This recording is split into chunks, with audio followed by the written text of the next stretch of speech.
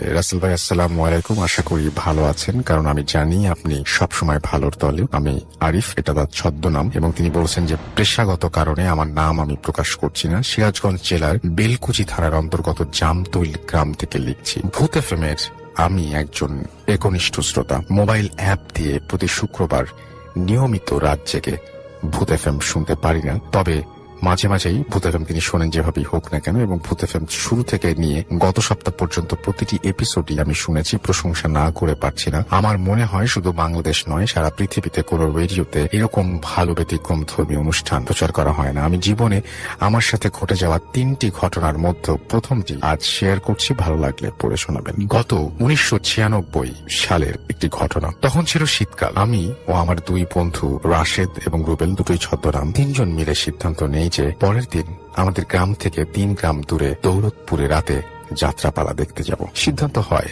রাত 8:30টার মধ্যে খেয়ে দিয়ে যার যার বাড়িতে কাচারি ঘরে শুয়ে পড়বো এবং রাত 9:30টার সময় মজনুর দোকানের সামনে গিয়ে এক হব এবং সেখান থেকে যাত্রা শুরু করব। সিদ্ধান্ত মোতাবেক পরের দিন রাত্রি 9:30টার মধ্যে আমি মজনুর দোকানের সামনে যাই এবং দেখতে পাই রুবেল দোকানের সামনে বাঁশের মাচানে বসে আছে এবং ওকে জিজ্ঞাসা করলাম রাশেদ আসে নাই? ও ঘাড় নেড়ে বলল না, মজনুর দোকান বন্ধ, শীতের রাত, তাই হয়তো দোকান তাড়াতাড়ি বন্ধ করে মজনু বাড়িতে চলে গেছে। একটু পর রাশেদ আসলো। আমরা 3 জন মিলে পায়ে হেঁটে রওনা দেই, কারণ আমরা যে পথে যাব সে পথে ভ্যান, রিক্সা, অন্য কোনো যানবাহন যাওয়ার কোনো উপায় নেই। অন্য রাস্তা দিয়ে ভ্যান, রিক্সা যাওয়া যেত, কিন্তু সেটা ছিল অনেক দূরের পথ এবং তখন এখনকার মতো এত ভ্যান, রিক্সা বা সিএনজি ছিল না। প্রায় 1 ঘন্টা হাঁটার পর আমরা আমাদের গন্তব্যে পৌঁছাই। যথারীতি টিকিট কেটে রাত 11টায় যাত্রা দেখা শুরু করি। বলে রাখছি যে ইতোপূর্বে আমরা 3 জনের কেউ কোনোদিন যাত্রা দেখেনি। প্রায় 1.5 ঘন্টার মতো হবে যাত্রা দেখার পর আমাদের 3 জনেরই যাত্রা পালাটি ভালো লাগছিল না, তাই আমরা সিদ্ধান্ত নেই বাড়ি ফিরে যাব। যে কথা সেই কাজ। তখন প্রায় রাত্রি 12:50 হবে। আমরা পায়ে হেঁটে বাড়ির উদ্দেশ্যে রওনা দিই। চীনা রাস্তা দিয়ে নিচের গ্রামের দিকে আসছিলাম। রাত্রি ছিল কুয়াশায় ঢাকা। হাঁটতে হাঁটতে কান্দাপাড়া নামে একটি গ্রামে আসি। সেখানে রাস্তার পাশে একটি কালী মন্দির ছিল। হঠাৎ মন্দিরটির দিকে চোখ পড়তেই দেখি 2টি বড় সাপ মন্দিরের বাইরে ফনা তুলে আমাদের দিকে তাকিয়ে আছে। রাশেদ সাপ দুটিকে দেখেই মারার জন্য লাঠি খুঁজতে লাগলো এবং সাথে আমরাও লাঠি খোঁজ করতে থাকি, কিন্তু আশেপাশে তেমন কোনো শক্ত লাঠি পাইনি। তাই রাশেদ রেগে গিয়ে সাপ দুটির দিকে কিছু একটা ঢিল দিয়ে ছুঁড়ে মারে।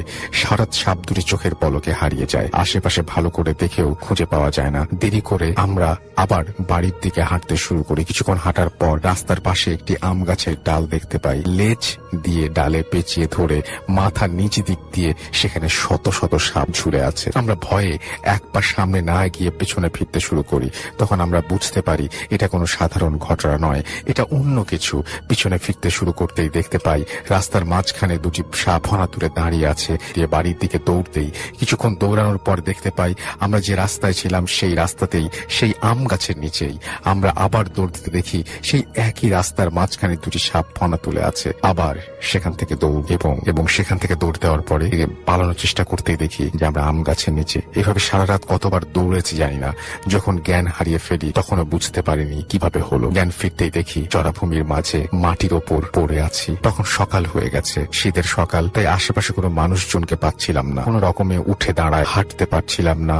পা কোমরে প্রচন্ড ব্যথা হচ্ছিল। রাশেদ ও রুবেলের কথা মনে পড়তেই ওদের খোঁজ করতে শুরু করি। দেখি অন্য একটি জমির মধ্যে ওরা অজ্ঞান হয়ে পড়ে আছে। অনেক ডাকাডাকি করার পরেও রাশেদের জ্ঞান ফেরে। 2 জন মিলে রুবেলের খোঁজ করি। রুবেলকে খুঁজে না পেয়ে ভয়ে আতঙ্কে খোঁড়াতে বাড়ি ফিরে আসি। বাড়ি ফিরে আসার পর মা বাবার নানান প্রশ্নের সম্মুখীন হই। রুবেল নেই, এই ভয়ে গত রাতের কথা কিছু বলছিলাম না। গোসল করে খেয়ে ঘুমোতে যাই, কিন্তু রুবেলের চিন্তায় ঘুম আসছিল না।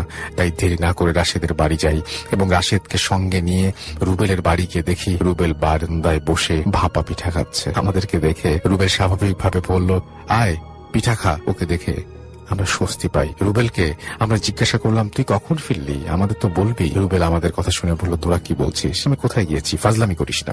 ওর কথা শুনে আমি বললাম, ফাজলামি রাখ, কাল তো আমরা নতুন জীবন পেয়েছি। রুবেল আমাদের দিকে খোঁড়াতে খোঁড়াতে এগিয়ে এসে বলল, তোরা কি যাওয়ার সময় অ্যাক্সিডেন্ট করেছিলি? তোদের এমন দেখাচ্ছে কেন? ওর কথা শুনে আমার খুব রাগ হয়। আমি বললাম, গত রাতে দৌড়াতে গিয়ে পায়ে আঘাত পেয়েছিস, খুঁড়িয়ে খুঁড়িয়ে হাঁটছিস, এত ভয়ানক ঘটনা ঘটার পরেও ফাজলামি করছিস। রুবেল বলল, গত রাতে আমি যাত্রা দেখতে যাব কেন? রুবেল কসম করে বলল, আমি যাত্রা দেখতে যাইনি।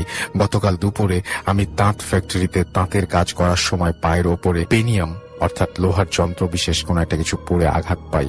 আমি তো কাল ঠিক মতো হাঁটতেই পারছিলাম না, সারাদিন শুয়েছিলাম। সন্দেহ নিরসনের জন্য ওর মাকে জিজ্ঞাসা করলাম, আন্টি গত রাতে রুবেল কোথায় গিয়েছিল? ওর মা বলল, কেন, ও তো বাড়িতেই ছিল, ওর পায়ে পেনিয়াম পড়ে আঘাত পেয়েছে। অনেক রাত পর্যন্ত আমরা সবাই মিলে পিঠা খেয়েছি। আন্টির কথা শুনে আমি হতভম্ব হয়ে গেলাম। তাহলে সেদিন রাতে কে আমাদের সাথে যাত্রা দেখতে গিয়েছিল? হঠাৎ মনে হলো সেদিন রাতে রুবেলের আচরণের কথা, এবং যখন ও মজনুর দোকানের সামনে বাঁশের মাচানে বসেছিল আমি জিজ্ঞাসা করেছিলাম, রাশেদ আসে নাই? ও ঘাড় নেড়ে বলেছিল না। তখনকার রুবেলের এই আচরণটি ছিল সন্দেহজনক, কিন্তু তখন বুঝতে বা কল্পনা করতে পারিনি যাত্রা দেখতে যাবার সময় রুবেল আমাদের সঙ্গে তেমন কথা বলে। ও ছিল প্রায় চুপচাপ, কিন্তু রুবেল এমন ছেলে নয়, ও প্রায় সব সময় কথা বলে। আমার মনে প্রশ্ন জাগে, সেদিন কি রুবেলের ছদ্মবেশে আমাদের কেউ আসন্ন বিপদ থেকে সেভ করেছে এবং সে কারণে সে আমাদের সঙ্গে গিয়েছিল? সেদিন রাত থেকে আমাদের দুজনেরই প্রচন্ড জ্বর আসে। আমি 8 দিন জ্বরে ফোকার পর সুস্থ হই। রাশেদও প্রায় 8 দিন পর সুস্থ হয়, কিন্তু রুবেল ছিল স্বাভাবিক। সেদিনের কথা মনে হলে আমরা এখনো ভয়ে আঁতকে উঠি। সেদিনের ঘটনার কোনো ব্যাখ্যা আমাদের কাছে জানা নেই। আমরা কি 4th ডাইমেনশনে হারিয়ে গিয়েছিলাম? কে বা কারা এবার ছিল তারা? এই ছিল আমার ঘটনা। আরো 2টি ঘটনা আছে, স্টুডিওতে শেয়ার করার ইচ্ছে রইল। স্টুডিওতে আসতে না পারলে ইমেল করে পাঠাবো, আশা রাখছি। এরপর তিনি তার নাম শেয়ার করেছেন, যেটা তিনি শেয়ার করতে নিষেধ করেছেন, সুতরাং আমি শেয়ার করলাম না। হ্যালো রাসেল ভাই, আসসালামু আলাইকুম। ওয়ালাইকুম সালাম। কেমন আছেন কথাটি জিজ্ঞেস করলাম না, আমি জানি আপনি সবসময় ভালোর দলে। আমার পক্ষে স্টুডিওতে আসা সম্ভব নয়, তাই ঘটনাটি আপনি পড়ে শোনালে খুশি হব। আমার নাম এমডি খায়রুল ইসলাম। আমি কিশোরগঞ্জ জেলার বাজিতপুর থানা থেকে বলছি। আমি 2012 সালে সর্বপ্রথম ঢাকায় আসি এবং এরপর থেকে আমি ভূত এফএম নিয়মিত শুনি। আমি ঘটনা যেগুলো বলেন তারা সে বিষয়ে সমস্ত ঘটনা খুবই মনোযোগ দিয়ে শুনি। ঘটনাগুলো শোনার সময় আমার মনে হয় প্রতিটি ঘটনা যেন আমার নিজের সাথে ঘটে যাচ্ছে। আমার গ্রামের বাড়ি থেকে সাধারণত ঢাকায় আসার পরে যখন ভূত এফএম জয়েন করি, তখন ঢাকায় প্রতিটা এপিসোডই আমি রেডিও ফুর্তির মাধ্যমে শুনি। যাই হোক, কথা না বাড়িয়ে আমি আমার ঘটনায় চলে যাই। আমার ঘটনাটি 2014 সালে রাত 8টা বাজে আমার আপুর বাসার উদ্দেশ্যে রওনা দেই। আপুর বাসায় যেতে বেজে যায় রাত 9টা। আপুর বাসা, সেখানে গিয়ে আপুর সাথে গল্প করে ঘড়িতে প্রায় 10টা কি 10:30। কথার ফাঁকে হঠাৎ আপুকে জিজ্ঞেস করলাম আমার ভাগ্নের কথা। সে কোথায়? তাকে তো দেখছি না। তখন আপু আমায় বলেন, সে তো বাসায়। আমি জিজ্ঞেস করলাম কেন? তখন আপু আমায় বললেন যে তোর ভাগ্নে বন্ধু বান্ধব নিয়ে কোথায় যেন যাওয়ার কথা, মনে হয় সেখানে গিয়েছে। আপুর এই কথা শুনে আমি আপুকে বললাম, রাত্রি অনেক হয়ে গিয়েছে, আমি এখন বাড়ি চলে যাব। সো সে যে কথা সেই কাজ, আমি রওনা দিলাম বাড়ির উদ্দেশ্যে। যাওয়ার পথে ভাবলাম যে ভাগ্নে একটা ফোন করি। ফোন করার পর জিজ্ঞেস করলাম, কিরে তুই কই? জবাবে উত্তর দিল, আমি এখন পূজায়। আমি জিজ্ঞেস করলাম, তুই এত রাতে পূজায় কি করিস? সে আমায় বলল, বন্ধু বান্ধবদের নিয়ে ঘুরতে এসেছি। কেন মামা, তুমি আসবে নাকি? আমি তাকে না বলতে পারলাম না। আমি তাকে বললাম, তো লোকেশনটা দে আমায়। তারপর সে বলল, তুমি ঋষিপাড়ায় এসে আমায় ফোন দিও। সো বলে রাখা ভালো, এই ঋষি গ্রামে আমি আরো অনেকবারই গিয়েছিলাম এবং সেখানকার পূজা দেখার জন্য। এখানে কিছু হিন্দু ধর্মের জাতির নাম ছিল ঋষি, তো তারা সবাই একসাথে থাকতো বলে এই এলাকার নাম দেওয়া হয়েছিল ঋষিপাড়া। তার ধর্মের সবচেয়ে বড় পূজা ছিল কালী পূজা। তো তখন কালী পূজার উৎসব চলছিল। আমি এই পূজায় আরো অনেকবার গিয়েছিলাম। তারপর আমি ঋষিপাড়ায় রাস্তার দিকে হাঁটতে শুরু করলাম। এই রাস্তা সম্পর্কে কিছু কথা না বললেই না। এই রাস্তা দিয়ে যাওয়ার সময় প্রথম অবস্থায় কিছু বাড়িঘর পড়ে, তারপর বেশ খানিকটা ফাঁকা পথ। এই ফাঁকা জায়গাগুলোতে চাষাবাদ করা হয়। তারপর সেই ঋষিপাড়া গ্রামটি, সেই সময়টা ছিল হালকা শীত। আমি খুব ফুরফুরে মনে এগিয়ে যাচ্ছিলাম। তখন ঘড়িতে সময় আনুমানিক রাত 11:30। চাঁদের আলোয় রাস্তাটি পরিষ্কার দেখা যাচ্ছিল। আমি ফাঁকা রাস্তার মাঝখান দিয়ে গিয়ে পৌঁছালাম। তখনই ঘটে আমার জীবনের সবচেয়ে ভয়ানক ঘটনাটি। আমি খুব স্বাভাবিকভাবে এই রাস্তাটিতে হেঁটে যাচ্ছিলাম। হঠাৎ করে আমি যে দুটো জিনিস দেখতে পেলাম, এই জিনিসগুলো দেখার জন্য আমি মোটেও প্রস্তুত ছিলাম না। আমি দেখতে পেলাম আমার 10 ফুট সামনে দুটি ভয়ঙ্কর কালো কুকুর, অথচ আমি যখন 10-15 ফুট দূরে ছিলাম তখন আমি দেখেছিলাম রাস্তাটি একদম পরিষ্কার। হঠাৎ করে কুকুরগুলো আমার সামনে এসে খুবই ভয়ানক গর্জন করছে। আমি যেটা খেয়াল করলাম, কুকুর দুটি কোন দিক থেকে দৌড়ে আসে, ভয়ানক গর্জনের সাথে মাটি ফেটে বেরিয়ে আসছে। আমি কুকুর দুটিকে একইভাবে ফেস করলাম। এত ভয়ঙ্কর ভাবে গর্জন করছে যে কোনো কুকুরের কাছ থেকে এমন গর্জন শোনা যায় না। কুকুরগুলি দেখতে অন্য স্বাভাবিক কুকুরের চেয়ে অনেক বড় ছিল আর কুচকুচে কালো ছিল। ঠিক সেই মুহূর্তে আমি কি করব আমি কিছু বুঝে উঠতে পারলাম না। আমি তখন মনে মনে ভাবতে লাগলাম, আজই মনে হয় আমার জীবনের শেষ দিন। আমি মনে মনে সূরা পড়তে লাগলাম, কিন্তু কিছুই হচ্ছে না। কুকুর দুটো আরো ভয়ানক গর্জন করে আমার দিকে আসছে, মনে হচ্ছে এখনই এসে আমাকে কামড়াবে। এইভাবে কতটা সময় অতিবাহিত হয়েছে জানি না। হঠাৎ কেন যেন মনে হলো জোরে একটা ধমক দেই, যদি কোনো কাজ হয়। আমি ধমক দেওয়ার চেষ্টা করলাম, কিন্তু পারলাম না। আমার ভয়ের কারণে আমার ভেতর থেকে শব্দটি এতই আস্তে বের হলো যে আমার ধমক আমি নিজেই শুনতে পাইনি। আমার মনে হতে লাগলো আমি এক বিশাল মরুভূমির মাঝখানে দুটি হিংস্র জানোয়ারের সামনে। আমি এক অসহায় প্রাণী। আমার হিংস্র জানোয়ারগুলি আমার দিকে বড় বড় সাদা দাঁত বের করে এগিয়ে আসছে, আমাকে তাড়া করছে। আমি ভয়ে নড়াচড়ার শক্তিটুকু হারিয়ে ফেলেছি। চারিদিকের পরিবেশটাও ভয়ানক হয়ে আসছে। কুকুরগুলো এখন আমার একেবারে কাছে চলে এসেছে, মনে হচ্ছে এখনই আমাকে আক্রমণ করবে। আমি চিৎকার করার চেষ্টা করি, কিন্তু আমার গলা দিয়ে কোনো আওয়াজ বের হলো না। ধরেই নিয়েছিলাম আমার জীবনের সমাপ্তি এখানেই ঘটবে। নিজেকে নিজের কাছ থেকে খুব অসহায় মনে হচ্ছিল। আমার কি কিছুই করার নেই। মনে মনে আল্লাহকে ডাকতে শুরু করলাম, কারণ আমার মন বলছিল একমাত্র আল্লাহ তাআলাই আমাকে এই বিপদ থেকে উদ্ধার করতে পারবেন। সাহায্য চাইছিলাম আর ভয়ার্ত দৃষ্টিতে কুকুর দুটির দিকে তাকিয়েছিলাম। হঠাৎ করে কেন যেন আমার পেছন দিক দিয়ে কেউ একজন টর্চ মারলো, এবং টর্চের আলোটা অনেক পাওয়ারফুল ছিল। সেই আলোয় আমার চারিপাশটা আলোকিত হয়ে উঠলো। সেই আলোয় আমি যা দেখলাম তা আমি বিশ্বাস করতে পারছিলাম না। আমি দেখলাম সেখানে কিছুই নেই, নেই কোনো কুকুর, নেই কোনো কুকুরের ভয়ানক শব্দ। চারিদিকের পরিবেশটা অনেক শান্ত। টর্চ মারার লোকটি খুবই অল্প সময় আমার কাছে চলে এসেছে। লোকটি আমার কাছে আসার পর আমাকে জিজ্ঞেস করলো, কি ভাই, কোনো সমস্যা? এখানে একা একা দাঁড়িয়ে আছেন কেন? আমি জবাবে না, কোনো সমস্যা নেই বললাম। এই বলে তার কাছ থেকে তার হাতে থাকা টর্চটি ছিনিয়ে নিয়ে হন্তদন্ত হয়ে চারিদিকে কুকুরগুলোকে খুঁজতে থাকি। কারণ এগুলো যদি সাধারণ কুকুর হয়ে থাকে তাহলে এত তাড়াতাড়ি পালিয়ে যাওয়া সম্ভব নয়, কারণ রাস্তাটির পাশে অনেক খালি জমি। কিন্তু না, চারিদিকে টর্চ মেরেও কোনো কুকুর দেখতে পেলাম না। তবে আমার সাথে থাকা লোকটি আমায় বারবার জিজ্ঞেস করতে লাগলো, কি ভাই, কোনো সমস্যা হয়েছে? আমি লোকটির মুখের দিকে তাকিয়ে বললাম তারপর লোকটি আমায় জিজ্ঞেস করলো, আপনি কোথায় যাবেন? আমি জবাবে বললাম, আমি ঋষিপাড়া যাবো। কথাটি শুনে মুচকি হাসি দিয়ে বলল, হো, আমিও ঋষিপাড়া যাব, আপনি আমার সাথে আসেন। তারপর আমি কোনো কথা না বাড়িয়ে লোকটির সাথে রওনা দেই। যাওয়ার সময় লোকটি আমায় বারবার জিজ্ঞেস করতে থাকে, কি হয়েছিল? তারপর আমি তাকে সমস্ত ঘটনা খুলে বলি। ঘটনা শোনার পর লোকটি আমার দিকে তাকিয়ে মুচকি হাসি দিয়ে বলে, এগুলো কোনো ব্যাপার না। আমি তার কাছ থেকে কারণ জানতে চাইলাম। লোকটি আমায় বললেন, এই ঘটনা এই এলাকায় আরো অনেকের সাথে ঘটেছে, আবার কেউ কেউ এই ঘটনাকে কেন্দ্র করে অনেক ক্ষতিগ্রস্ত হয়েছে। আমি তারপর জিজ্ঞেস করলাম, এই ঘটনা কি কোনো সময় আপনার সাথে ঘটেছে? লোকটি আবারও আমার দিকে তাকিয়ে মুচকি হাসি দিয়ে বললেন, না। আমি বললাম, তারপর তার কাছ থেকে এই ঘটনাগুলো কেন এখানে ঘটে জানতে চাইলাম। লোকটি আমাকে জবাবটা বললেন, এই ঋষিপাড়ায় নাকি অনেক আগে একজন লোক ছিলেন, তার নাম হলো বংশী। এই ব্যক্তি পেশায় একজন ব্ল্যাক ম্যাজিশিয়ান। তিনি কালো জাদু করতেন, আর তার সাথে সবসময় দুটো কালো রঙের কুকুর থাকতো। বলে রাখা ভালো, এই বংশীর নাম আমিও অনেক শুনেছি, এবং তার কাছ থেকে যদি কোনো ব্যক্তি কালো জাদু করতেন তাহলে নাকি এই কালো জাদু 100% কাজ করত। তারা কি ধরনের জাদু করতেন কিছু নাম উল্লেখ না করলে নয়, যেমন কাউকে বান মারা, কোনো সুন্দর মেয়েকে বশ করে বিয়ে করা, ইত্যাদি ইত্যাদি। এই বংশী মারা যাবার পর থেকে নাকি তার চারপাশে থাকা এই কুকুরগুলিকে আর দেখতে পাওয়া যায়। আর আমার সাথে যেই জায়গাটিতে এই ঘটনাটি ঘটেছে তার দক্ষিণ দিকে আমার প্রায় 30 ফুট দূরে এই বংশীকে হাঁটু গেড়ে মাটি চাপা দেওয়া হয়। তারপর থেকেই রাতের বেলায় এই রাস্তা দিয়ে যাওয়ার সময় অনেকেই নাকি এই কালো কুকুরগুলোকে দেখে। আবার কেউ কেউ এই কুকুরগুলোর মাধ্যমে ক্ষতিগ্রস্ত হয়েছে। আমারও সেদিন কোনো ক্ষতি হওয়ার সম্ভাবনা ছিল, হয়তো আল্লাহ তাআলার কোনো রহমতের কারণে আমার কোনো ক্ষতি হয়নি। সো এই ছিল আমার ঘটনা। ভালো লাগলে পড়ে শোনাবেন। আমার কাছে আরো অনেক ঘটনা আছে, সেগুলো সময় পেলে শেয়ার করব। এই বলে তিনি তার ফোন নাম্বার শেয়ার করে ঘটনাটি শেষ করেছেন। থ্যাংক ইউ ভেরি মাচ আপনার ঘটনার জন্য, আপনাকে অসংখ্য ধন্যবাদ এবং আশা করছি যে এই ঘটনাটি আপনাদের কাছে ভালো লেগেছে। চলুন চলে যাই ডক্টর আলিফের ঘটনা। আসসালামু আলাইকুম লিসেনার্স, আসসালামু আলাইকুম রাসেল ভাই। ওয়ালাইকুম সালাম। সেই দিন তো আসলে ঘটনা বলতে গিয়েছিলাম আমি, কিন্তু ঘটনা বলার জন্য বাংলাদেশে যাইনি। হ্যাঁ আলিফ বাংলাদেশের বাইরে যাইনি, পেশেন্ট সার্কেল থেকে বেশ ভালো ভালো ঘটনা আছে। আচ্ছা, তো এর মধ্যে ওনার ঘটনাটা আসলে উনি আমার অনেকদিন ধরে কাজ করার পরে ওনার কাছ থেকে ঘটনাটা পাই আর কি। রিনাউন একজন মানুষ। তো তার ঘটনা ঘটে হচ্ছে তার গ্রামের বাড়ি আসলে এই শরীয়তপুরের দিকে। আচ্ছা, আমি বলবো না আসলে কোন জায়গাটায়, শরীয়তপুরের এদিকে তার আসলে বাড়ি ছিল আর কি। তো 1986 সালের ঘটনা। তো ওই সময় সে ইন্টারমিডিয়েট দিয়েছে।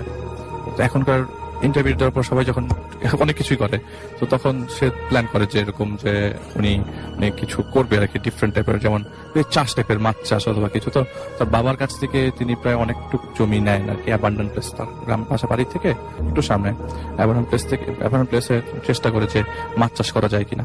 তো এরকম সে 1 একর জায়গার মধ্যে এরকম মাটির মানে কেটে পার করে পানি ছেড়ে মাছ চাষ করা শুরু করে 1983 থেকে।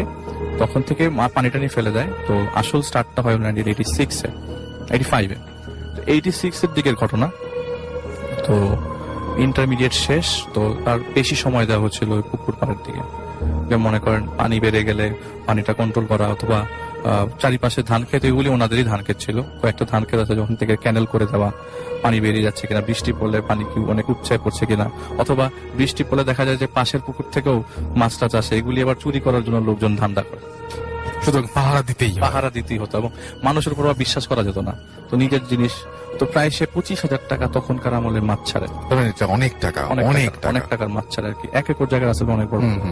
তো সেদিনের ঘটনা আসলে বর্ষাকালের ঘটনা। আচ্ছা, চলে যায় বর্ষাকালে।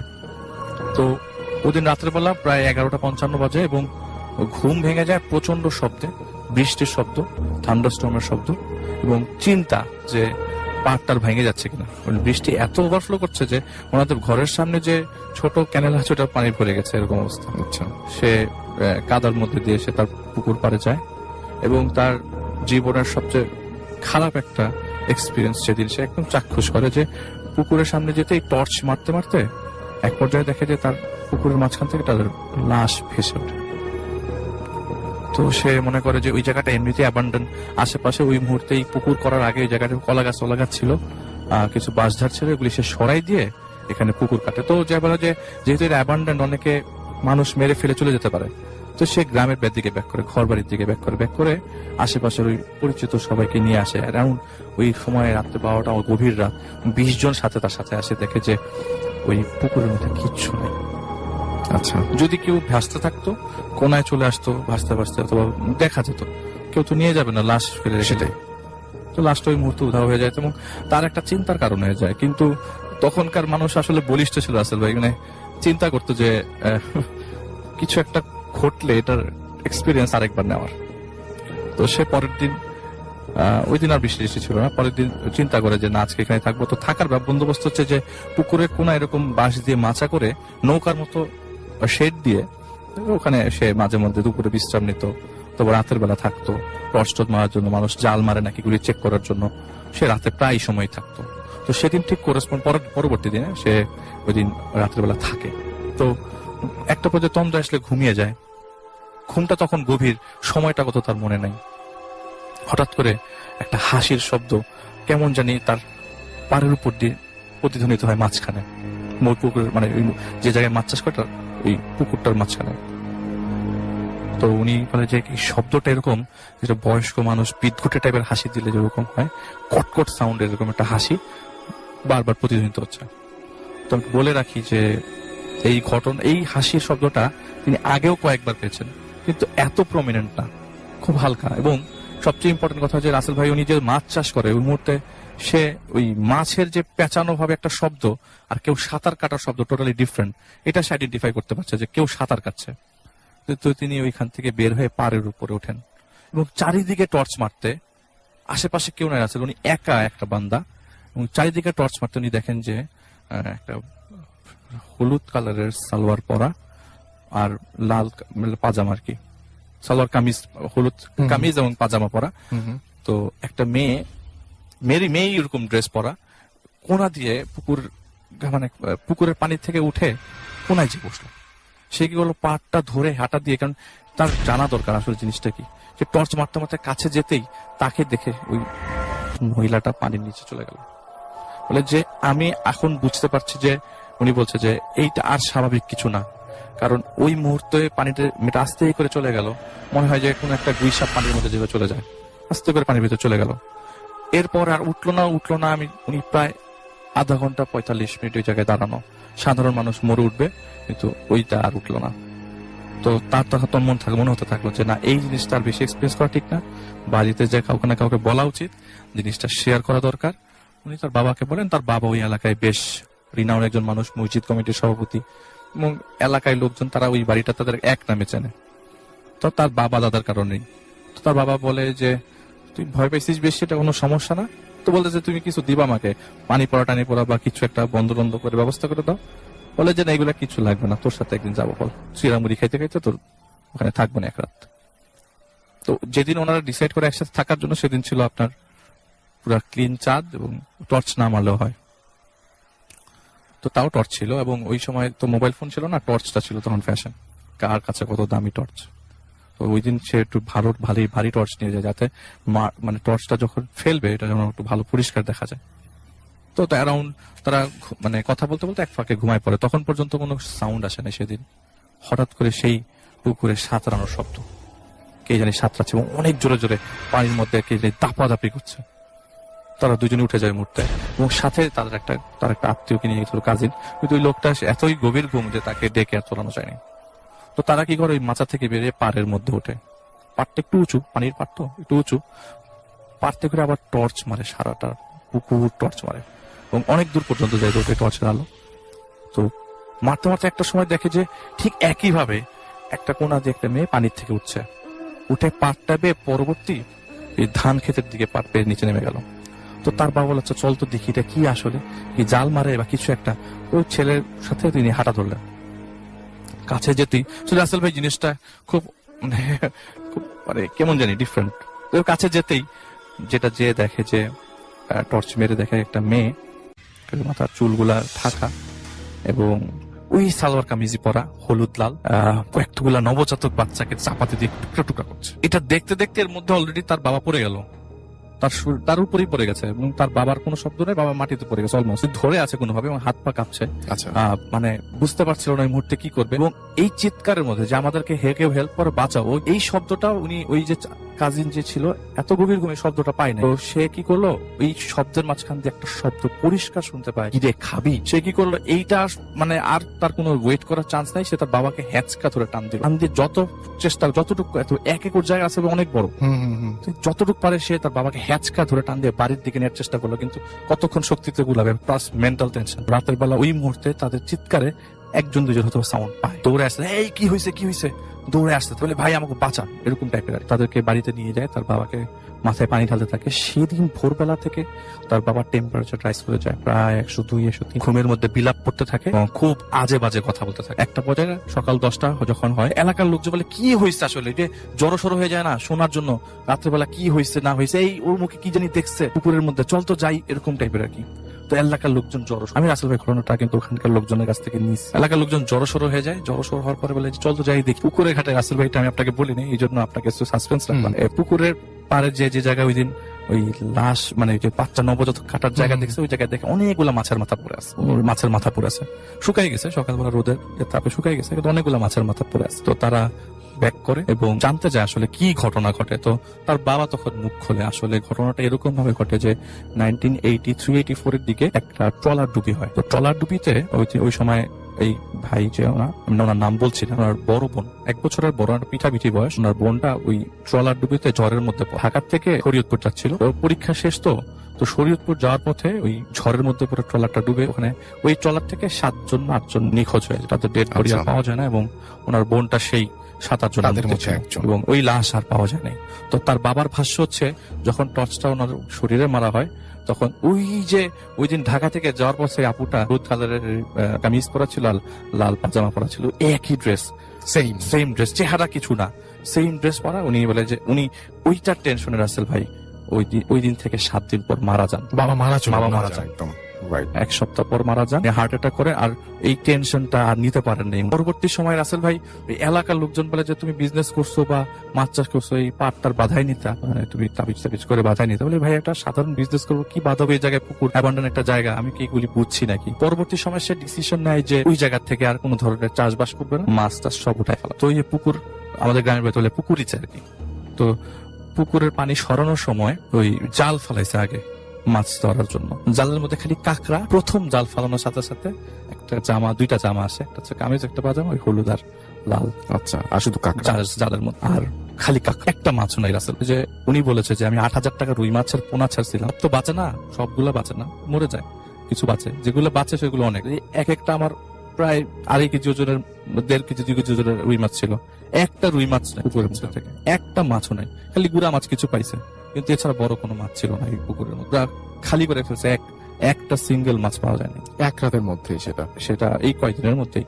আচ্ছা, যতবার দেখেছে ততবার ধরা পড়েছে। পরবর্তী সময় তো আগের থেকেই খাওয়া স্টার্ট করেছে। তো বলে যে এটা সেই জিনিসটাই ছিল যে আমার পুকুরের সবগুলা মাছ খেয়ে ফেল। তো পরবর্তী সময় সে মাছ চাষ করে অন্য জায়গায়, কিন্তু এখন তো সে একটা ফিশ প্রসেসিং প্ল্যান্টের মালিক। যাই হোক, আমি তাই সেটা বলছি না। তো তার সাথে লাইফের এত বাজে একটা ঘটনা ঘটে যায়, যেখানে তার বাবাকে পর্যন্ত হারাতে হয়। খুবই অদ্ভুত। যেই বোনটা, তার যে বোনটা, তার লাশ পাওয়া যায় না, বোনের লাশ পাওয়া যায়, সেই নিখোঁজ লাশ, কিন্তু সেই জামা পরা একজন মানুষকে সেভাবে দেখে, তার বাবা এবং বাবা কিন্তু জানতেন না ঢাকা থেকে উনি কি ড্রেস পরে গেছে।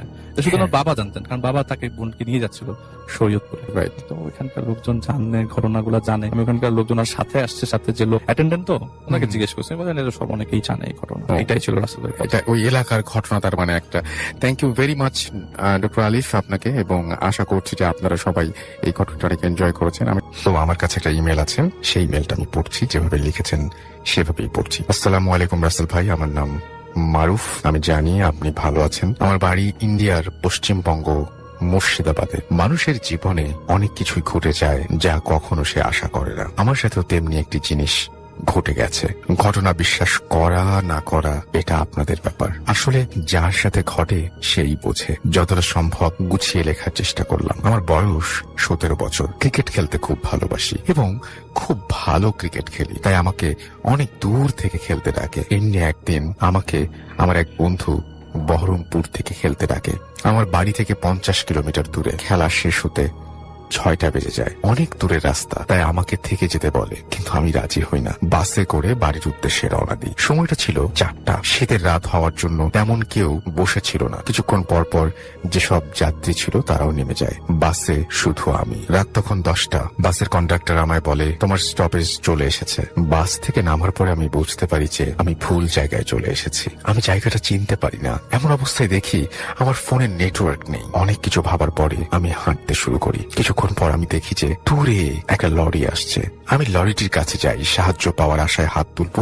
এমন সময় হঠাৎ একটি বৃদ্ধ কোথা থেকে এসে লরির সামনে চলে যায়, আর লরি তাকে পিষে দিয়ে চলে যায়। আমি তাড়াতাড়ি সেই বৃদ্ধের কাছে যাই, কিন্তু গিয়ে দেখি সেখানে কিছুই নেই, এক ফোঁটা রক্তও নেই। আমি নিজের চোখকে বিশ্বাস করতে পারছিলাম না। আমি যা দেখছিলাম সেটা কি? আমি তাড়াতাড়ি সেখানে দৌড়ে পালিয়ে যাই। এমন সময় সামনে একটি বাড়ি দেখতে পাই। আমি ভাবলাম যে আজ রাতে সেই বাড়িতে গিয়ে সাহায্য চাইবো থাকার জন্য।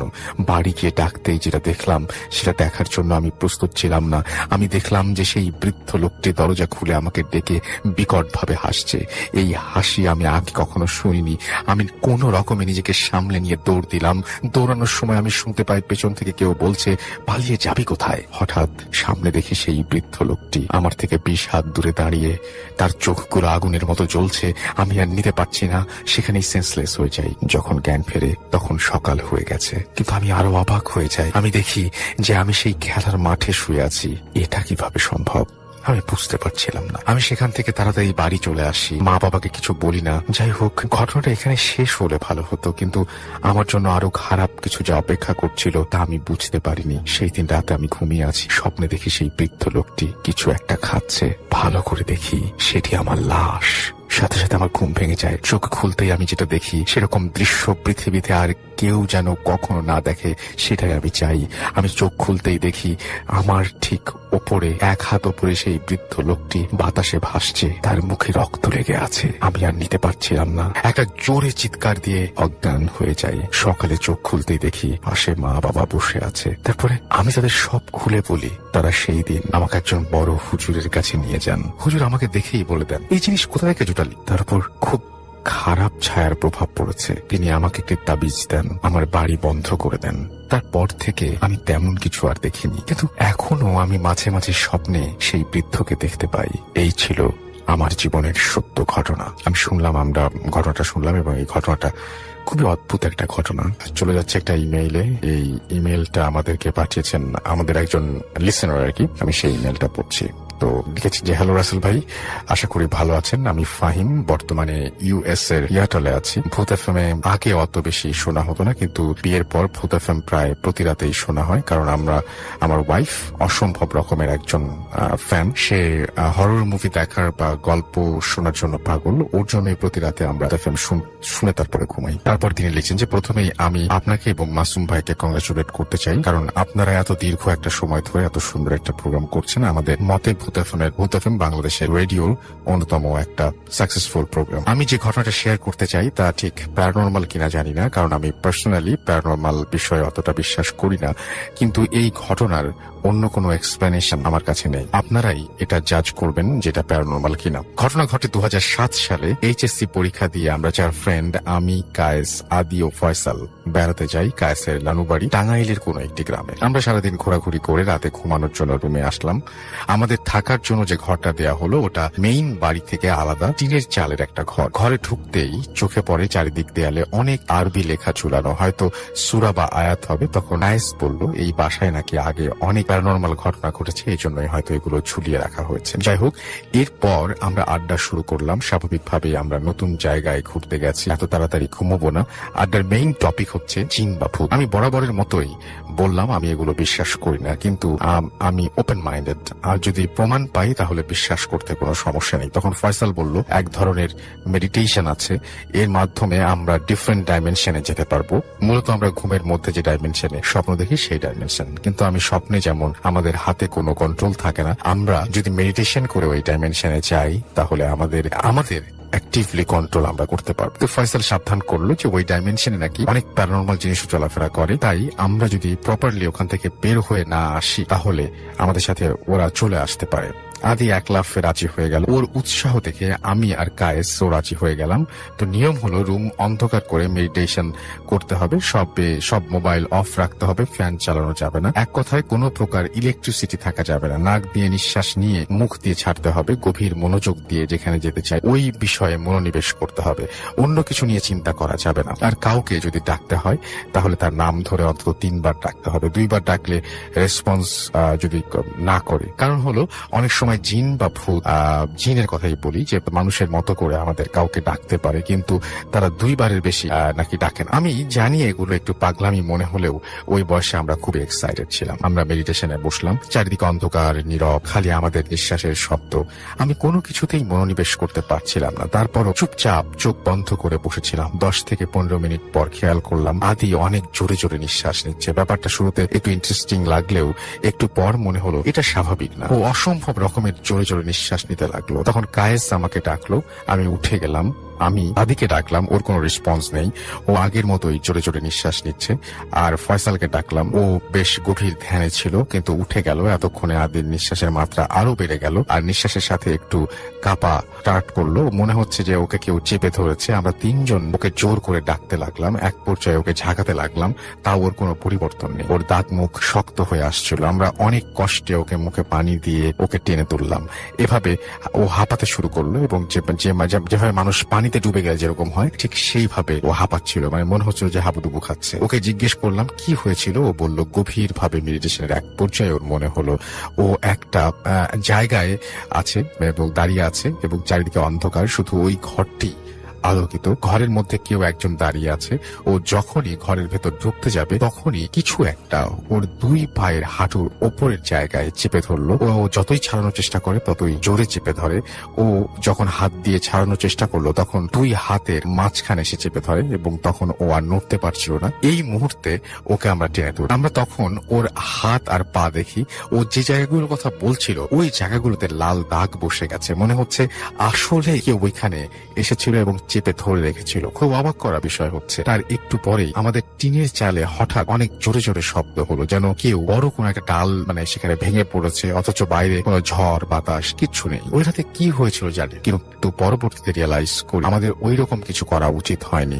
বড় কোনো দুর্ঘটনা ঘটে যেতে পারতো এবং এটাই ছিল আমার ঘটনা। ভালো লাগলে শেয়ার করবেন, ধন্যবাদ। আমরা সেই ঘটনাটা শেয়ার করলাম এবং আশা করছি আপনাদের কাছে ভালো লেগেছে। তো আমি চলে যাচ্ছি ঘটনায় এবং এই ঘটনাটি যেভাবে লিখেছেন আমি সেভাবে পড়ছি। হ্যালো রাসেল ভাই, কেমন আছেন? আমি সোহরাব, বাড়ি কলকাতা, বর্তমানে কেরালা পুলিশে পোস্টেড আছি। আমিও প্রতি শুক্রবারে অ্যাপের মাধ্যমে ভূত এফএম শুনি। আজকে যে ঘটনাটি বলবো এইটা আমার একজন ব্যাচমেটের ঘটনা। ট্রেনিং এর ছুটির সময় সে বলেছিল, আমার সেই ফ্রেন্ডের পরিচয় গোপন রাখলাম। ঘটনাটি আমি তার মতো করেই বলছি, নইলে আপনার পড়তে অসুবিধা হবে। আমার সেই ব্যাচমেটের বাবা বেশ ধনী। তারাও কলকাতা শহরেই থাকতো এবং তাদের একটা ফ্ল্যাট ছিল কলকাতার একটু দূরে। ফ্ল্যাটটার নিচতলায় এবং সেখানে তার চাচার বাড়ি এবং নিজেরা জমি কিনেছিল বাড়ি বানানোর জন্য। তার ঘটনাটি, আমাদের যে জমিটি ওখানে কেনা হয়েছিল ওর কাছে আমাদের সেই ফ্ল্যাটটা ছিল এবং ওইটা আমরা ভাড়া দিয়েছিলাম। বাবা যখন ওখানে বাড়ি বানানোর কথা ভাবলো তখন আমাদের বলেছিল যে 3 মাসের মধ্যে বাসাটা ছেড়ে দিতে, যাতে আমাদের ওখান থেকে কাজ দেখতে সুবিধা হয়। যথারীতি তারা বাড়ি ছেড়ে দেওয়ার পরে আমরা নতুন বাড়ি, ফার্নিচার ও পুরনো কিছু ফার্নিচার সহ সেখানে শিফট হলাম। আমি ওখানে আগেও অনেকবার গেছি চাচার বাড়িতে, জমির সব প্লট সবই চিনতাম। তাছাড়া আমার কিছু ফ্রেন্ডও থাকতো সেই জায়গাতে। যেদিন আমরা শিফট হলাম ওখানে, সেদিন সন্ধ্যার একটু আগে আমরা বাইরে বের হলাম ফোনে রিচার্জ করার জন্য। একদমই ব্যালেন্স ছিল না।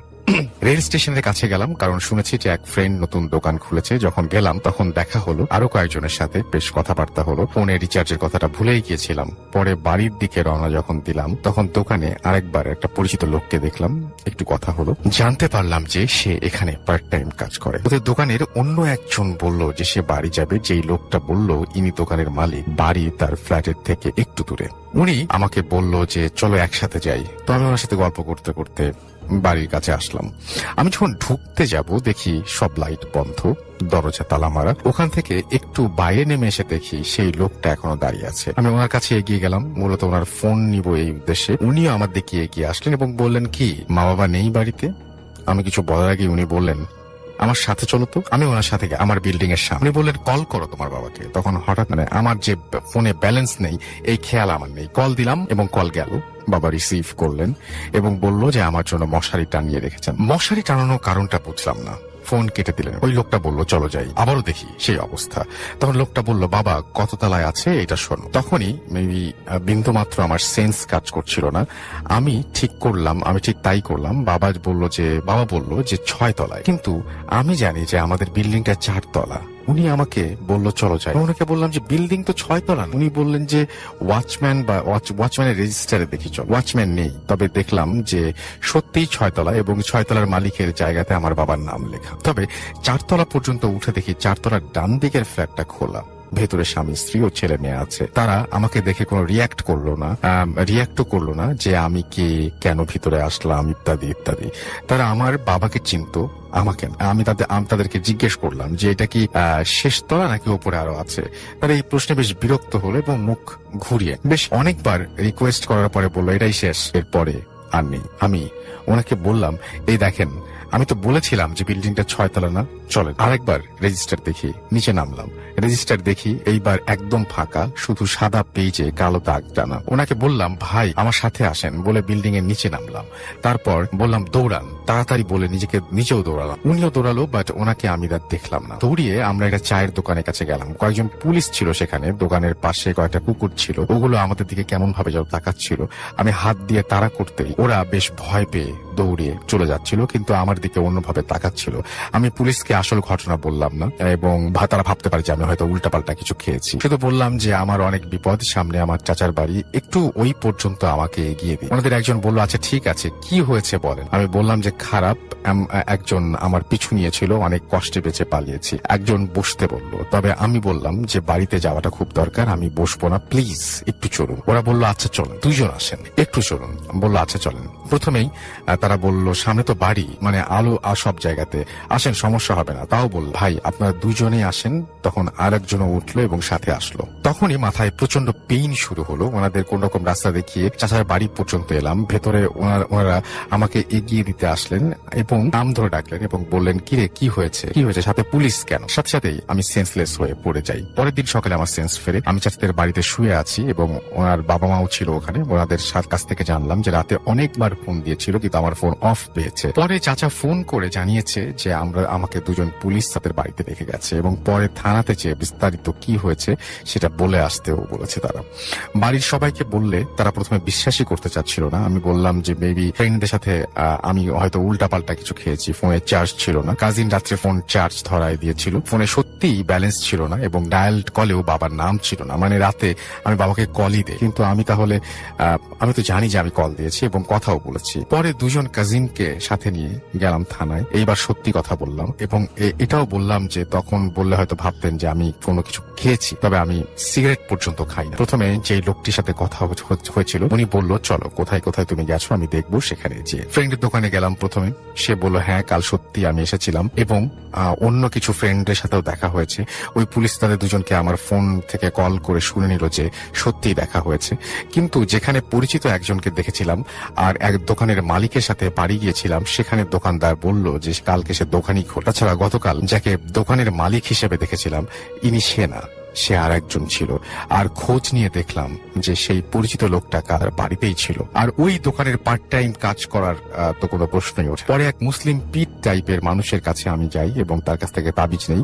উনি একটা শর্ত দিয়েছিল যে রমজানের আমাকে সবকিছু মানে নিয়ম কানুন মেনে চলতে হবে। কিছু নিয়ম কানুন তিনি দিয়েছিলেন এবং আমি সেটা মেনে চলি। আমাদের ফ্ল্যাটের 4 তলায় যতগুলো বিল্ডিং আছে সবই দেখলাম। কাল যাদের দেখেছি তারা কেউ নেই 4 তলায়। ফ্ল্যাট কেন বিল্ডিংই তো নেই এবং আমার বাবা মা বাড়িতেই ছিল। যাই হোক, এরপর থেকে যে কয়দিন আমি ছিলাম আমার চাচার বাড়িতে ছিলাম, দুপুরে বাড়িতে আসতাম, বিকেলে চলে যেতাম। পরে ভার্সিটিতে ফিরে যাই, হোস্টেলে থাকি। আমাদের ওই ফ্ল্যাটে আমি আর রাত কাটাইনি কখনো পরে, এবং নিজেদের বাড়ি বানানো হয়ে গেলে সেখানে থেকেছি, তবে ওইখানে আমি আর যাই। এই কাহিনীটা গল্পের মতো হলেও ওর মুখ দেখে আমি বুঝেছি যে ও সত্যি বলছে, একদমই সত্যি বলছে।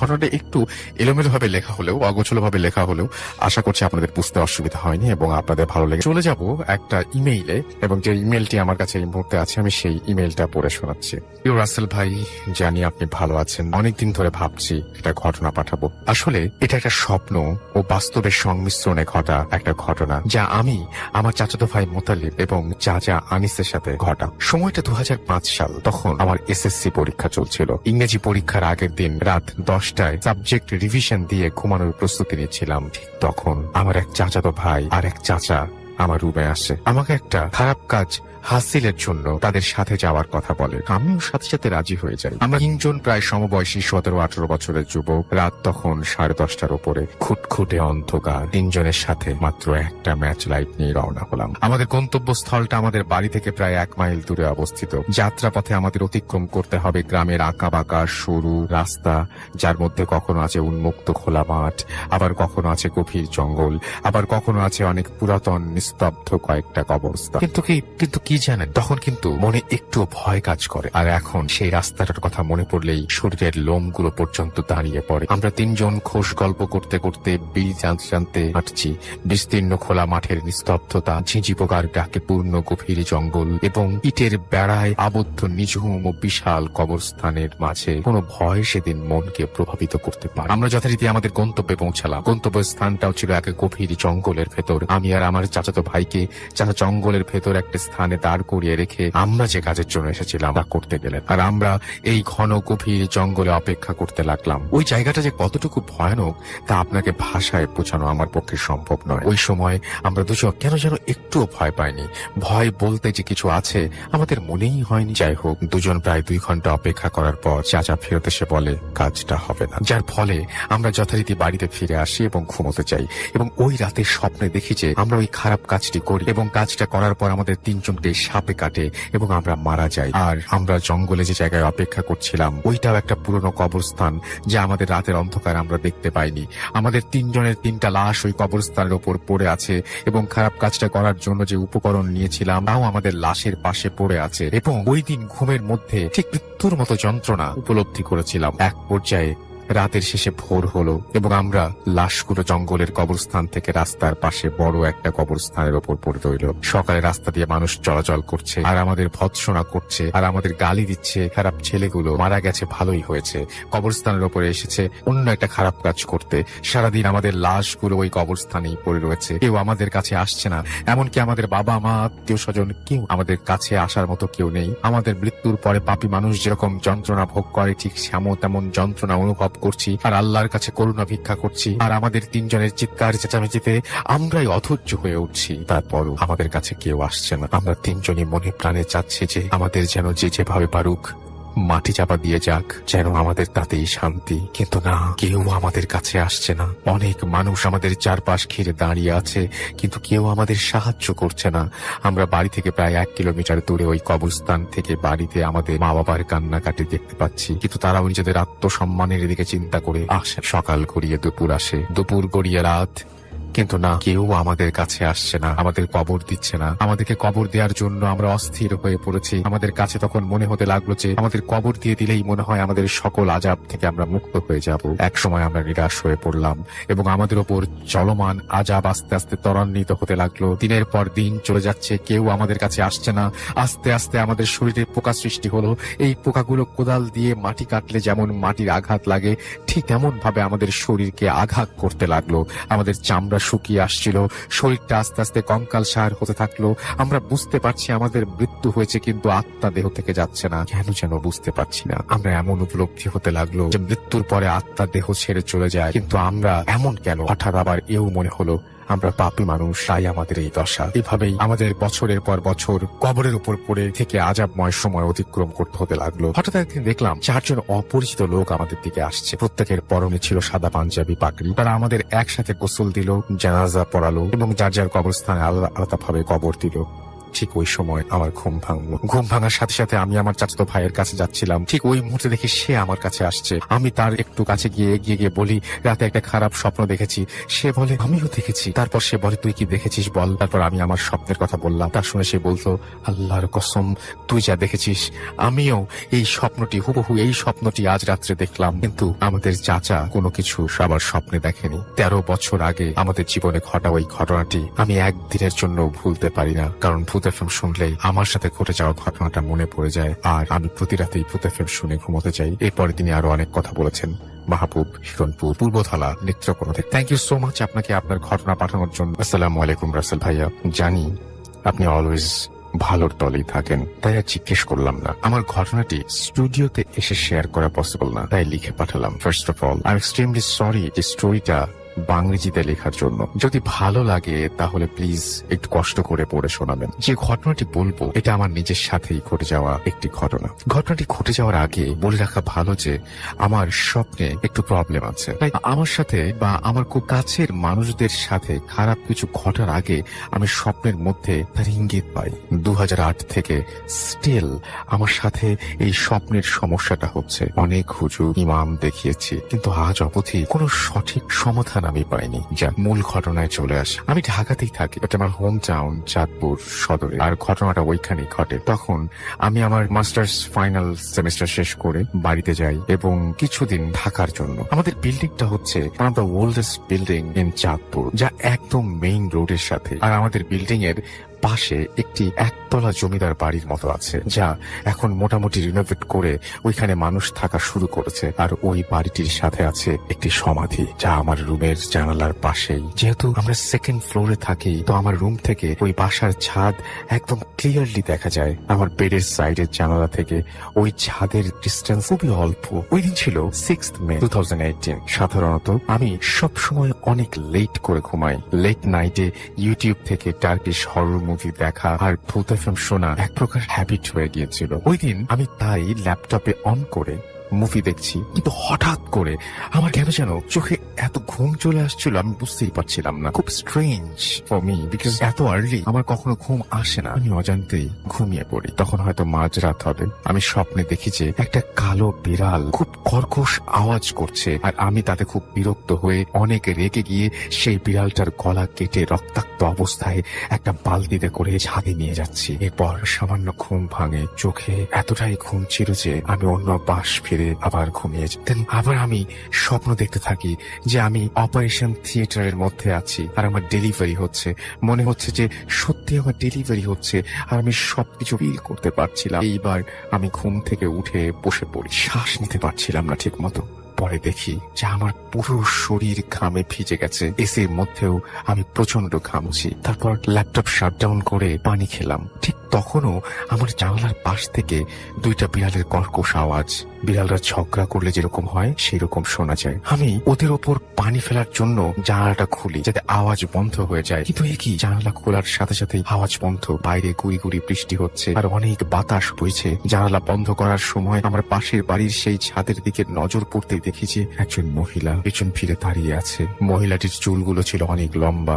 আবছা আলোতে এইটুকুই দেখলাম। ভাবছিলাম যে হয়তো কেউ কাপড় নিতে ছাদে এসেছে। তারপর আমি জানালা বন্ধ করে মোবাইল চেক করে দেখি, তখন ঘড়িতে রাত 3:13। এরপর ওয়াশরুমে যাই। যেতেই ওয়াশরুমের ভেন্টিলেটরের মধ্যে মনে হচ্ছে কেউ ঢিল ছুটছে। ঠিক তখনই মাথায় এলো যে বৃষ্টির মধ্যে রাত 3টার সময় ওদের ছাদে কে আসবে? আর ওই বাসায় তো এত লম্বা চুলওয়ালা কেউ থাকে না। তাহলে কি আমি এটা কি দেখলাম? নাকি রাত করে হরর মুভি দেখছিলাম তাই হ্যালুসিনেশন হচ্ছে? তখন আমি মাইন্ড সেট করে ফেলেছি এবং আমি এইবার দেখবো যে যেই ঠুকুক বা যাই হোক না কেন, আমি দেখবো যে সেই মুহূর্তে আবারও বিড়ালের কর্কশ আওয়াজ। আমি আস্তে করে গিয়ে আমার বেডের পাশের জানালাটা খুলতেই আবার সেই আওয়াজ বন্ধ। কিন্তু এরপর যা দেখলাম আমি নিজের চোখে বিশ্বাস করতে পারছিলাম না। ওই সেই মহিলা, কালো কাপড়, কালো খোলা চুল, দাঁড়িয়ে আছে। যেহেতু মহিলাটি পেছন ফিরে দাঁড়িয়েছিল, তাই আমি এইবার ভালো করে জানালার আরো কাছে গিয়ে দেখছিলাম আসলে এটা কি দেখছি, এটা কি হ্যালুসিনেশন? ঠিক তখন দেখলাম যে মহিলাটি আস্তে আস্তে করে আমার দিকে টার্ন করলো। তার পা গুলো ছাদের ফ্লোর থেকে 3-4 ইঞ্চি ওপরে। আমার দিকে ঘুরতেই দেখি যে মহিলাটির হাত জুড়ে একটি নবজাত শিশু। বিজলির ঝলকানিতে দেখতে পেলাম বাচ্চাটি পুরো রক্তাক্ত, নাভিটা পর্যন্ত কাটা হয়নি, মানে সদ্য ডেলিভারি করা বেবি যেমন হয় ঠিক তেমন। কিন্তু বাচ্চাটি দেখতে ছিল অনেক বিক্ষুটে। আমি ব্যাপারটা ক্লিয়ার হওয়ার জন্য আরো ভালো করে দেখার চেষ্টা করছিলাম, আর ঠিক তখনই মহিলাটার চেহারা তার দিকে আমার চোখ ফেরাতে হলো এবং আমি শ্বাসরুদ্ধ হয়ে যাবার মতো অবস্থায় পড়লাম। কারণ এই মহিলার চেহারাটি ছিল পুরো কালো, আর তাতে চোখ, নাক, মুখ কিচ্ছু ছিল না। আমি তখন কি করব ভেবে পাচ্ছিলাম না। জলদি করে জানালাটা আটকে ফেলি। জানালাটা আটকাতেই সজোর ঢিলের ওপর ঢিল ছোড়ার আওয়াজ পড়ছে এবং আওয়াজ শুরু হয়ে যায় জানালার মধ্যে, এবং সাথে সাথে সেই বিড়ালের আওয়াজ, নুপুরের শব্দ আর সেই বাচ্চার কান্নার আওয়াজ। আমি জলদি গিয়ে আমাদের বাসার মেইডকে ডাকি। উনিও এইসব শুনে ভয় পেয়ে যায়। আমি তাড়াতাড়ি করে আয়াতুল কুরসি পড়া শুরু করি। যতক্ষণ পড়ি ততক্ষণ আওয়াজ বন্ধ থাকে।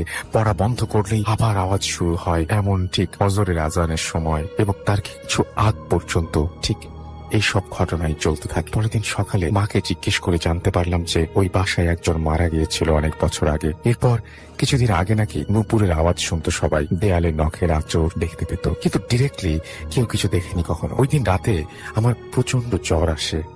একজন হুজুরও দেখানো হয়। হুজুরের মতে ওইটা একটা খারাপ কিছু ছিল যার বাতাস আমার গায়ে লেগেছে, আর বলছিল আমার ওই জিনিসটার দিকে এইভাবে তাকিয়ে থাকাটা একেবারেই উচিত হয়নি। এরপর লাস্ট মান্থে যখন আমি আবার চাঁদপুরে যাই, তখন আমার একজন ভাবির কাছ থেকে জানতে পারি যে স্বাধীনতার আগে এখানে একজন মহিলা থাকতো যে কিনা প্রেগনেন্ট ছিল। তার হাজবেন্ড তাকে রেখে নিরুদ্দেশ হয়ে গিয়েছিল। মহিলাটি বাড়িতে একাই থাকতো, কারোর সাথে বাসা থেকে বেশি একটা বের হতে চাই। মহিলাটি নাকি তার ডেলিভারি হওয়ার সময় সেই ঘরের ভেতরেই মারা যায় এবং তার 3 দিন পর অনেক পচা গন্ধ আসে যখন, তখন বাড়ির দরজা ভেঙে সবাই তাকে উদ্ধার করে এবং তখন দেখে যে সে ফ্লোরে পড়ে আছে এবং বাচ্চাটিও নাকি সেই মহিলাটির সাথেই পেয়েছিল সব, এবং সেও মরে পড়ে আছে। ওই মহিলার চুলগুলো নাকি অনেক লম্বা ছিল। এত বছর পর আমাকে কেন দেখা দিল তা আজও বুঝতে পারিনি।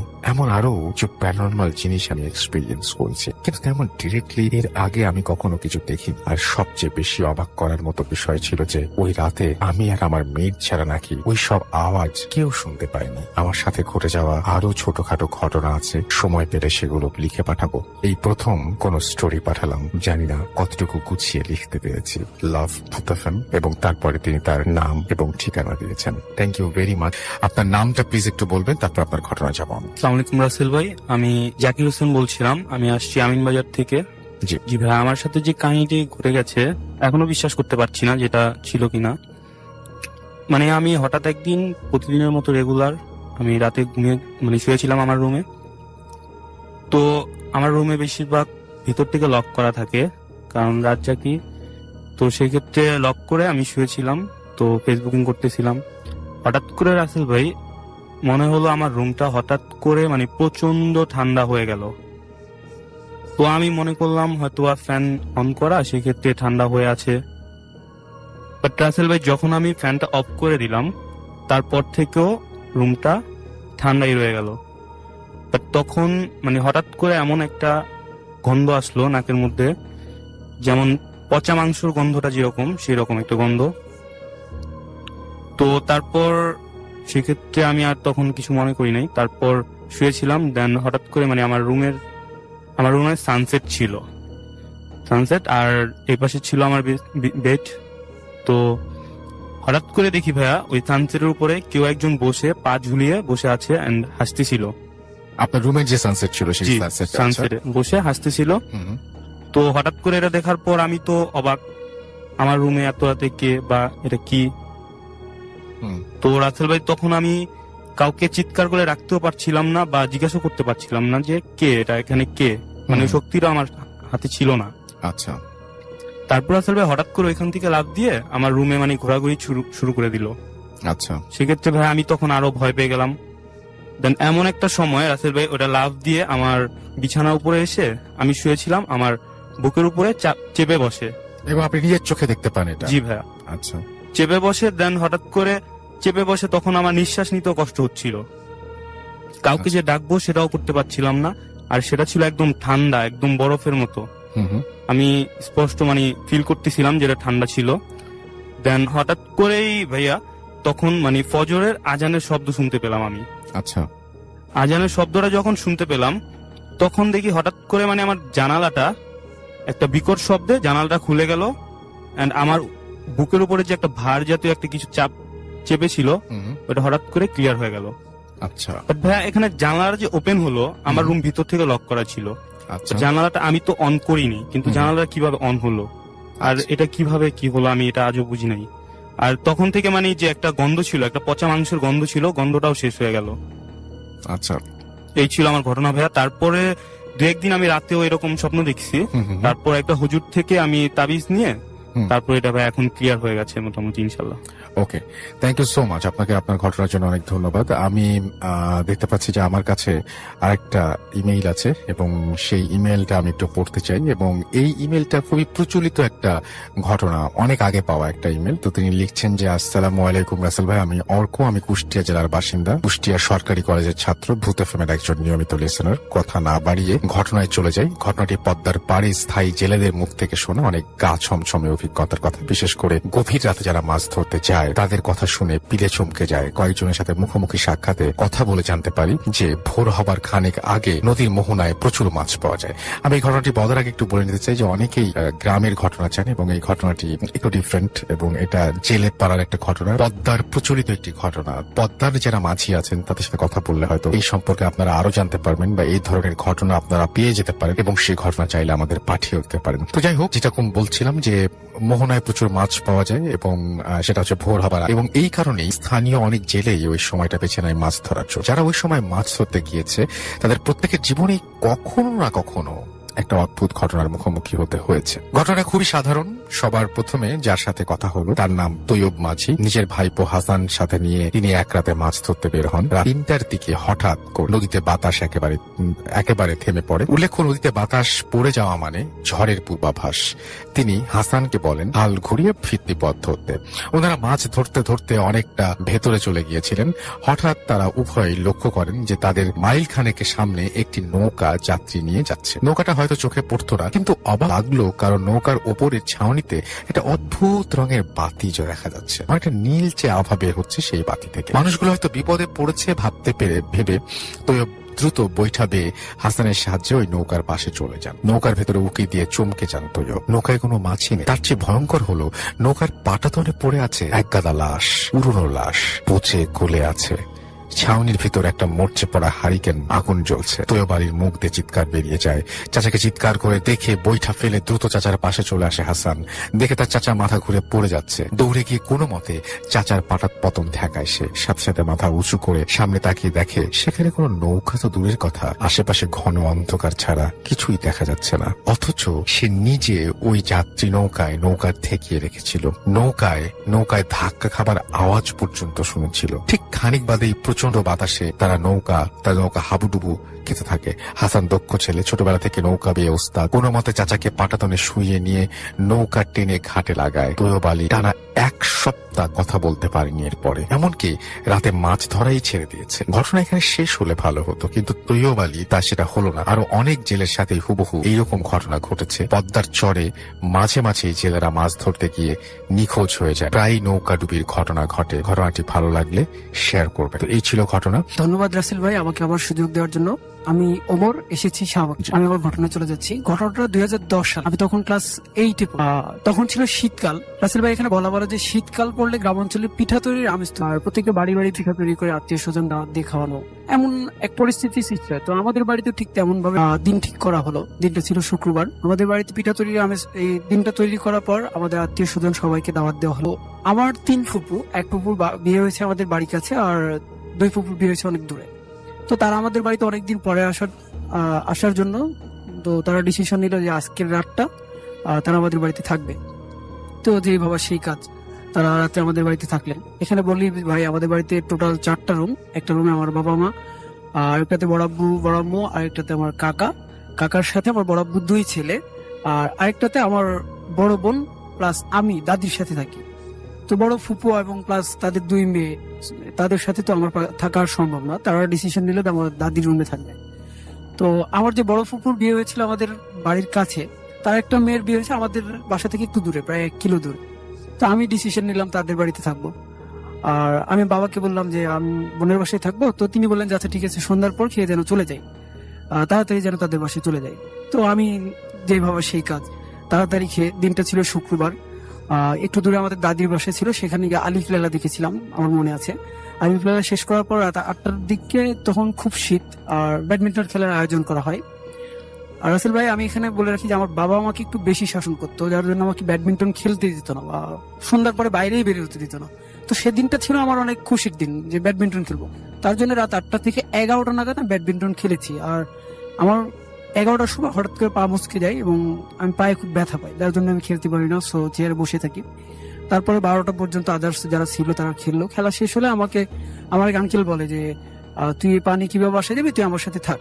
তো আমি বললাম যে না, আমি এখন হাঁটতে পারবো, ধাপ দিতে পারবো, তো আমি এবার যেতে পারবো, সমস্যা নেই।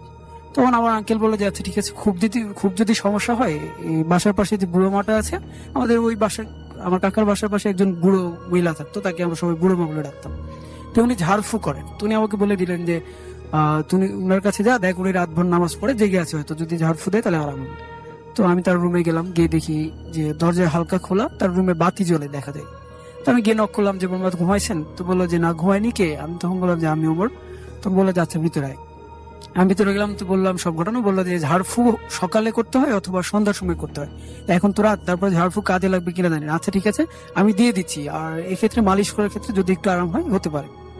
তা আমি তার কাছে ঝাড়া দিলাম, সে তার কাজ করলো, কোনো সমস্যা নেই। কিন্তু আমি যখন চলে আসব, তখন রাসেল ভাই সে আমাকে বলে যে তুই এত রাত্রে যে বাসায় যাবি, তোর বাবা তো আজকে বকা দিবে, বেশি শাসন করে, তাই ওনারাও জানে। তো আমি বললাম যে আমি তো বাসায় যাবো না, আমি যাবো হচ্ছে বোনের বাসায় একটু কাছে ছিল, ওদের বাসায় আজকে থাকবো।